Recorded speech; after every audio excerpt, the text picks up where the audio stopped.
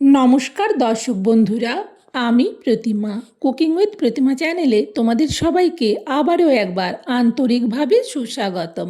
আশা করি তোমরা সবাই ভালো আছো, সুস্থ আছো।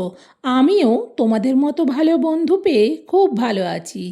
আজকের রেসিপিটা শুরু করার আগে যে সমস্ত বন্ধুরা আজকে প্রথম আমার রেসিপি দেখছো, তোমরা আমার আরও রেসিপি দেখতে চাইলে আমার এই ছোট্ট পরিবারে বন্ধু হয়ে আমার সাথে থেকো। আমার জানা রেসিপিগুলো যেমন সহজে বানাতে পারবে তেমনই কিন্তু সুস্বাদু। চলো তাহলে সব বন্ধুরা আজকের রেসিপিটা শুরু করি।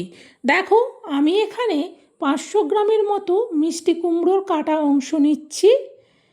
আজকের রেসিপিটা কিন্তু দুর্দান্ত টেস্টি হতে চলেছে, কেউ স্কিপ করে দেখো না। সবার প্রথম আমি এই মিষ্টি কুমড়ো আর আলুটাকে কেটে নেব, কেটে ভালো করে ধুয়ে নেব। তারপরেই আমি ফিরে আসছি, তোমরা কিন্তু দেখতে থাকো। দেখো, আলু আর মিষ্টি কুমড়ো কেটে ধুয়ে এইভাবে থালাতে আলাদা আলাদা করে রেখেছি। আর মিষ্টি কুমড়োটাকে কিছুটা বড় বড় টুকরো করেছি আর কিছুটা পাতলা ছোট ছোট টুকরো করেছি। আর আলুটাকেও ছোট ছোট টুকরো করে কেটে নিয়েছি। এর সাথে দেব আমি চিংড়ি মাছ। অনেক রকমভাবে মিষ্টি কুমড়োর রেসিপি তোমরা খেয়েছো। আজকে আমি কিভাবে এই চিংড়ি মাছ দিয়ে মিষ্টি কুমড়োটা রান্না করব সেটা কিন্তু প্রথম থেকে শেষ পর্যন্ত দেখো, তাহলে তোমরা বুঝতে পারবে যে রেসিপিটা কতটা টেস্টি হয়। রান্না করার জন্যে সবের প্রথম গ্যাস জেলে কড়া বসিয়ে দিয়ে কড়াতে দিয়ে দিলাম তেল। এবার তেলটাকে খুব ভালো করে গরম করে নেব। ততক্ষণ খুন্তি দিয়ে কড়ার উপর পর্যন্ত তেলটাকে চাড়িয়ে নিলাম। তেলটা বেশ ভালো করে গরম হয়ে যাবার পর দিয়ে দিচ্ছি আলুগুলো। এবার আলুগুলোকে খুন্তি দিয়ে উল্টে পাল্টে নাড়াতে থাকবো। আর তেলটা যখন খুব ভালো করে গরম হয়ে গিয়েছিল, এখন কিন্তু গ্যাসের ফ্লেমটাকে কমিয়ে দিয়েছি। কমিয়ে দিয়ে আলুটাকে কিন্তু এভাবে অনবরত নাড়াতে থাকবো, তাহলে আলুর টুকরোগুলোর সব দিক ভালো করে ভাজা হবে।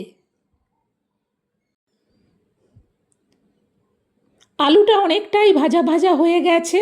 এখন দিয়ে দিচ্ছি অল্প গোটা জিরে। এবার জিরেটাকেও আলুর সঙ্গে ভেজে নেব।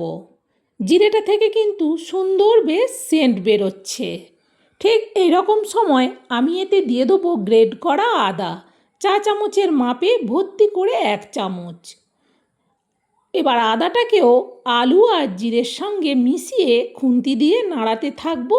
এতে করে আদাটাও আলুর সাথে ভালো করে ভাজা হবে। আদাটা থেকে কিন্তু সুন্দর ভাজা গন্ধ বেরোচ্ছে। এখন এতে দিয়ে দেবো পরিমাণ মতো হলুদ আর দেব পরিমাণ মতো লঙ্কার গুঁড়ো।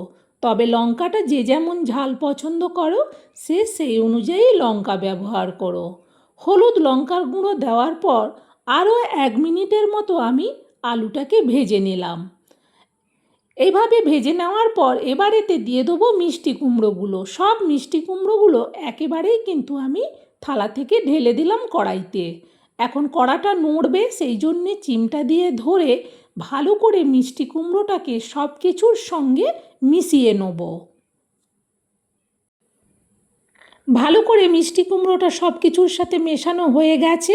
দিয়ে দিচ্ছি এবার পরিমাণ মতো লবণ আর দেব লবণের পরিমাণে চিনি। লবণ চিনি দেওয়ার পর আবারও খুন্তি দিয়ে মিষ্টি কুমড়োটার মধ্যে লবণ চিনিটাকে মেশাতে থাকবো আর এইভাবে উল্টে পাল্টে নাড়াতে থাকবো। প্রায় 1 মিনিটের মতো আমি কিন্তু ভালো করে মিষ্টি কুমড়ো শুদ্ধ সব কিছুকে নাড়ালাম। এখন আমি দিয়ে দেবো এতে হাফ পেঁয়াজ কুচি। একটা বড় পেঁয়াজের হাফ পেঁয়াজ কুচি দিলাম।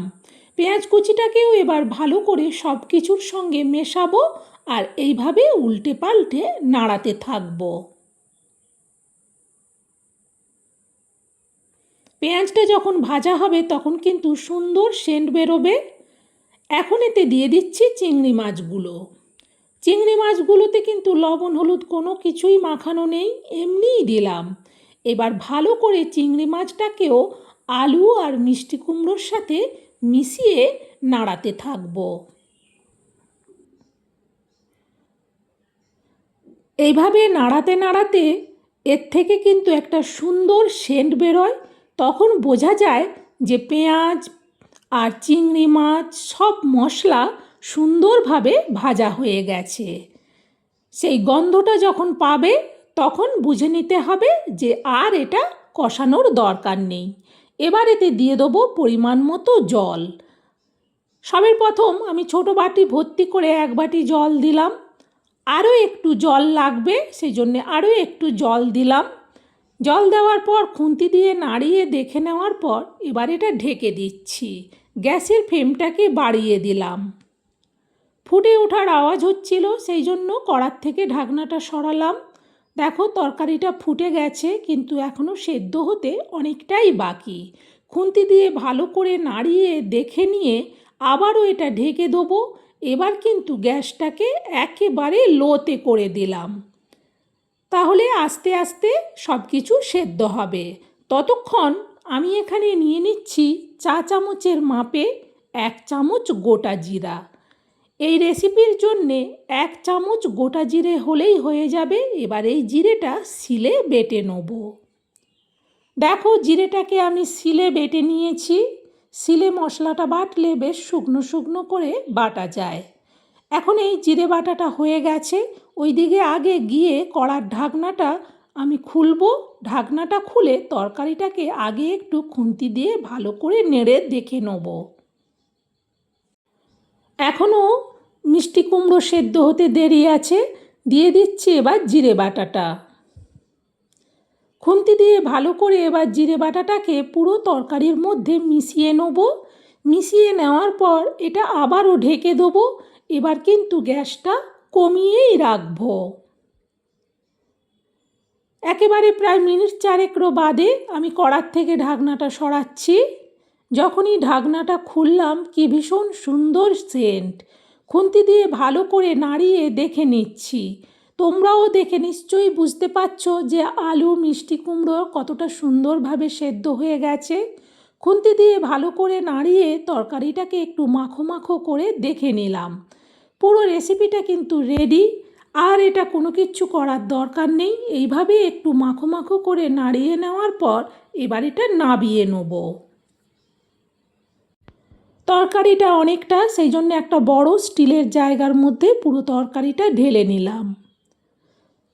বন্ধুরা, এইভাবে মিষ্টি কুমড়ো আলু আর চিংড়ি মাছ দিয়ে রান্নাটা করলে সত্যিই বলছি দুর্দান্ত স্বাদের হয়।